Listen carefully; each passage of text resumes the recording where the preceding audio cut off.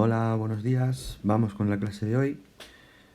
Para la clase de hoy teníamos que corregir 3 ejercicios del teorema de Pitágoras y después tenemos que echarle un vistazo a los ejemplos de las aplicaciones del teorema de Pitágoras para el cálculo de dimensiones en polígonos, ¿vale? Y tendréis que hacer los ejercicios que vienen ahí apuntados, el 5, el 7, el 9 y el 11, que hay en las páginas 224 y 225 también. Vale, aquí tenemos en pantalla ya el primer ejercicio de los que había de la última clase, ¿vale? De la clase de ayer, que había para corregir. En este ejercicio habrá que averiguar qué tipo de triángulo era utilizando el teorema de Pitágoras, ¿vale? Os recuerdo que aquí lo que había que hacer era coger el lado mayor de los tres, elevarlo al cuadrado y compararlo con la suma de los cuadrados de los otros dos lados. Si eran iguales, entonces era un triángulo rectángulo, porque se cumplía el teorema de Pitágoras. Si el lado mayor al cuadrado era mayor que la suma de los otros dos al cuadrado, entonces era un triángulo obtusángulo. Y en caso de que fuese más pequeño el mayor de ellos al cuadrado que la suma de los cuadrados de los otros dos, sería un triángulo acutángulo, ¿vale? Entonces ahí tenéis la comparación para cada uno de ellos.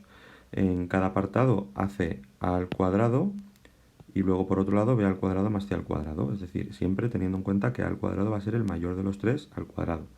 Como en el apartado A dan el mismo resultado, sería un triángulo rectángulo.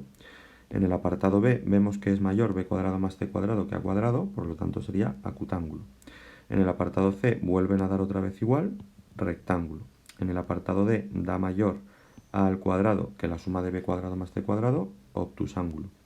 En el apartado E da lo mismo, ¿vale? Ocurre, lo que pasa es que aquí en este hay que tener cuidado porque en el apartado E el mayor de los tres es el C, ¿vale? Entonces no os confundéis con eso.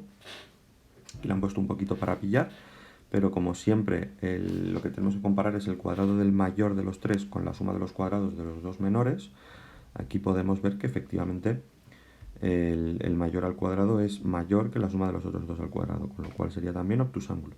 Y en el último apartado, a al cuadrado es menor que la suma de los otros dos al cuadrado, por lo tanto sería un triángulo acutángulo. En los ejercicios 1 y 2 de la 223 lo que teníamos era que utilizar en el apartado 1 el teorema de Pitágoras para calcular la longitud de la hipotenusa, que no conocíamos ese triángulo rectángulo. Pues ahí lo tenéis, utilizando la fórmula h al cuadrado va a ser igual a 8 al cuadrado, que es lo que mide el primer cateto, más 15 al cuadrado, que es lo que mide el segundo cateto. Eso nos da 289. Por último, como eso es h al cuadrado, para sacar h tenemos que hacer la raíz cuadrada de 289, que es igual a 17 centímetros, por lo que ya podemos decir que la hipotenusa de ese triángulo rectángulo mide 17 centímetros. En el ejercicio 2 es parecido, solo que aquí tenemos el valor de uno de los catetos y el de la hipotenusa, porque la hipotenusa es este, ya que es el lado que está enfrente del ángulo recto. Y aquí el que nos falta por conocer es el cateto C. Entonces ahí tendríamos que despejar sobre la fórmula del teorema de Pitágoras, como os dije ayer, y quedaría que c al cuadrado va a ser igual a al cuadrado menos b al cuadrado, de pasar restando el cateto b al cuadrado. De eso nos queda que c al cuadrado va a ser 29 al cuadrado menos 20 al cuadrado, que es 441. Hacemos por último la raíz cuadrada y obtenemos que c es igual a 21, en este caso decámetros, que es la unidad en la que vienen expresadas las medidas de ese triángulo, ¿vale?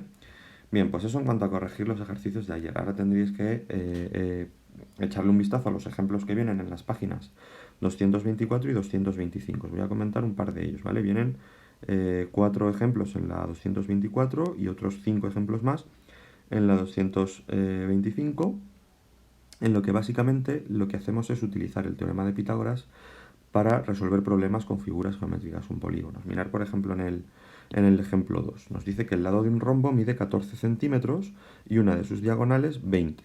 Nos pide hallar la longitud de la otra diagonal. Pues mirad, si dibujamos el rombo sería toda la figura completa. El lado nos dice que es 14, como en un rombo sus 4 lados son iguales, sus 4 lados medirían 14 centímetros. Luego nos dice que una de sus diagonales mide 20. Suponiendo que sea esta la diagonal que mide 20, ese trozo de ahí, que es la mitad de la diagonal, mide 10. Por eso en el dibujo pone ahí ese 10. Y esta X sería la mitad de la otra diagonal que nos falta.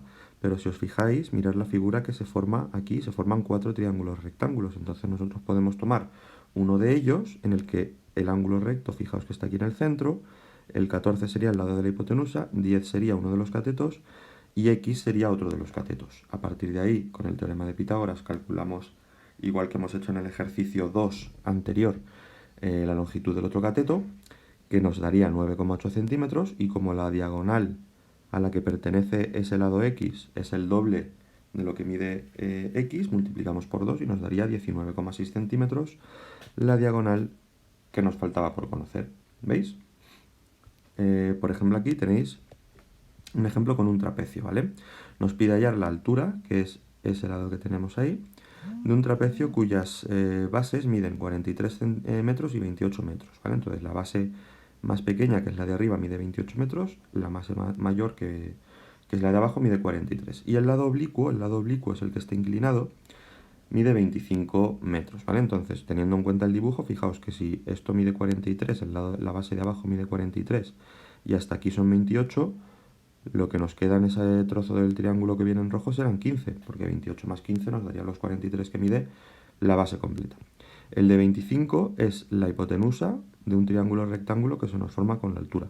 Y esa altura es uno de los catetos del triángulo rectángulo. Entonces, igual que en el anterior, tendríamos que 25 al cuadrado es igual a al cuadrado más 15 al cuadrado. Despejando de ahí, obtendríamos que a al cuadrado es igual a 25 al cuadrado menos 15 al cuadrado, con lo que obtenemos, resolviendo esa operación, que a, la altura del trapecio, sería igual a 20 metros, ¿vale?